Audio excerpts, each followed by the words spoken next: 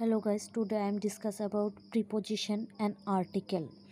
Now I discuss preposition. ছোট জায়গার আগে at বসে, বড় জায়গার আগে in বসে, তারিখের আগে on বসে, ঋতুর আগে in বসে, in summer, in winter, সালের আগে in বসে।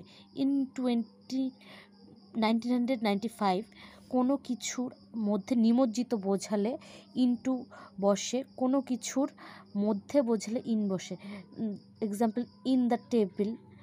দুটির মধ্যে বোঝালে বিটুইন বসে।